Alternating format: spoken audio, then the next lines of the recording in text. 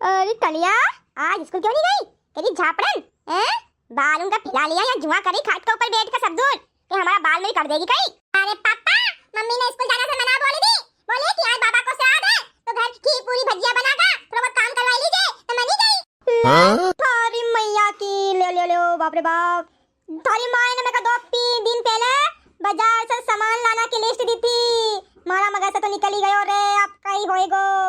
अरे पापा, आप तो थारी धुनाई होएगी धुनाई।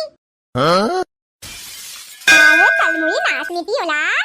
अरे कैसे बोल रहे हो अपना बाप का बारा में? थोड़ी बहुत इज्जत तो कर लिया कर। वाह वाह, सवा लगी है बाप की और औलाद होने की। ऐसा नहीं है कि अपनी लुगाई से थोड़ा बहुत काम में हाथ बटवाई ले मां। यहाँ की ही रू कर रहा, तीनी का तीनी मिल्क है। मैंने तो 2 दिन पहले सामान की लिस्ट दी थी नी। कहां रखो सामान लाकर घुसेड़ के? मेरा कहीं नजर ही नहीं आई रहे हो। लगा जल्दी से निकाल के मैं खा। अब आएगा मजा पापा। पंडित जी का आना को टाइम भई जाएगा बाबा का श्राद्ध करने के लिए। और मैंने मोहल्ला भर में ही बोली है कि सबको चुन्नी बनते ना आज हमारा घर कि बाबा को श्राद्ध है तो हाथ बनवाई लेगी और खाई लेगी सबका सब जान पहचान है तो। और बाबा का जो पसंद है बस सारी चीज बनाऊंगी मैं। बाबा खीर पूरी पसंद थी, हलवा पसंद था, भजिया पसंद था और मालपुआ ही पसंद था, तो मालपुआ ही बना लाऊंगी। तो सामान का रखो दहली निकाल के। पापा तो गए काम से। अरे बार अपना आँख क्यों मटका रहे हो? थारी खोपड़िया में कहीं समझ पड़ रही कि नहीं पड़ रही हैं? कि कहीं बेल बुद्धि काम नहीं कर रही? इतना मिलकर लोगों को खाना बनाना में टाइम लगाओ कि नहीं लगाओ? 7:30 तो बज ही गई है और भाई उनसे मैं बोले 8 बजे आना कि हाथ बनवाई लेगी। 50 मिनट को भोजन बनाओ बाबा के साथ में। कहाँ सामान निकाल ली? होना की माँ वो मैंने तूने मैं कहता लिस्ट दी थी 2 दिन पहले, तो अब लिस्ट में कहीं रख कर भूल गया तो मैंने तो सामान लाया ही नहीं। बंदा की माँ आप कहीं होएगा। अरे थारी जीजी की नास मीठा आलसी कहीं का। अरे कमीना, तुझे एक काम की कही थी तूने बोई नहीं करो। अम्मा कहीं करो कहीं बना के खा लो। जो मोहल्ला भर में मैंने डोंडी पीटती है कि बाबा को श्राद्ध है, जल्दी जल्दी आई जाओ। खूब पकवान बनाऊंगी मैं और लोगों वहां पर थूकेगा नहीं कि ए ना बुला लियो पंडा घर में। देखा सामान ही नहीं घर में, तो आधा घंटा बाद तो बाई नहीं जाई बनवाना के लिए। अब तू बता मैं कहीं करूं? अरे कालू की माँ, अपना घर में जो है वही बनाई ले, बाबा तो सब खाई लेगा। तो तू नाराज क्यों हो रही? अरे तू तो चाहे कि ये चंदा की पड़ोस घर में बदनामी हो, लोगों थूकम हराम मुंह का ऊपर कि देखो तो सरी ससुर को श्राद्ध आयो तो ये चंदा ने कई बनाकर नहीं खिलायो।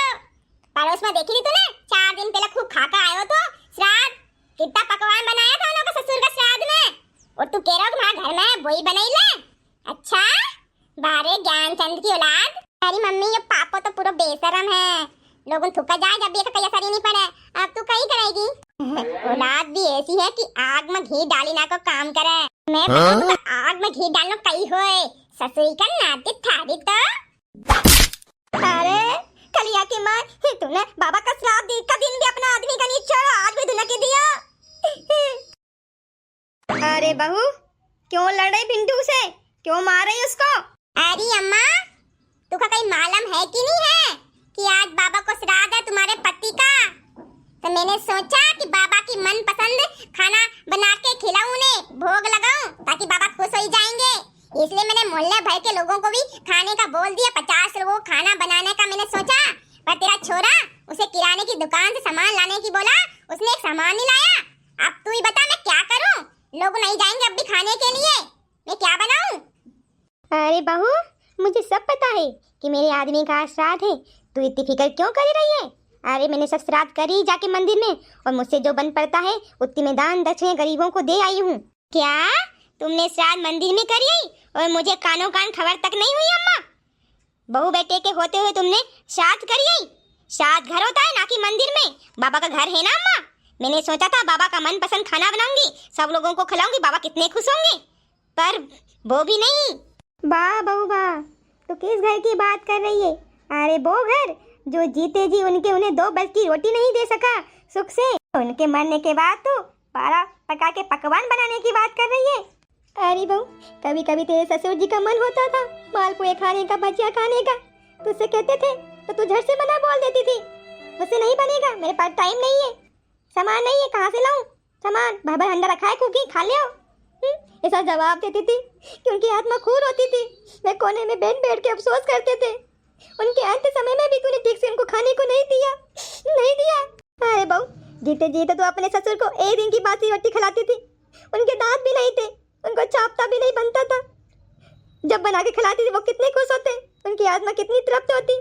कितनी रोई है उनकी आत्मा हर दिन खाने के लिए, हर दिन कि मैंने इतना घर बसाया, इतनी जमीन जाए बसाई, तो मुझे 2 वक्त की सूखे रोटी खाने को भी नहीं मिल रही है। कभी नहीं आएंगी वो तुम्हारे घर में, कभी नहीं आएंगी उनकी आत्मा। और एक दिन मैं भी ऐसे ही मर जाऊंगी, कभी नहीं आऊंगी वापस, कभी नहीं आऊंगी। अरे अम्मा, मुझे माफ कर दे, मुझसे बहुत बड़ी गलती हो गई। मुझे आज अपनी गलती का पूरा एहसास हो रहा कि मैंने जीते जी पापा को सुख से रोटी तक नहीं खाने को दी और उनके मरने के बाद में दोबारा पकवान बनाने की सोच रही। भगवान मुझे कभी माफ नहीं करेगा अम्मा, मुझे गलती हो गई, मुझे माफ कर दो।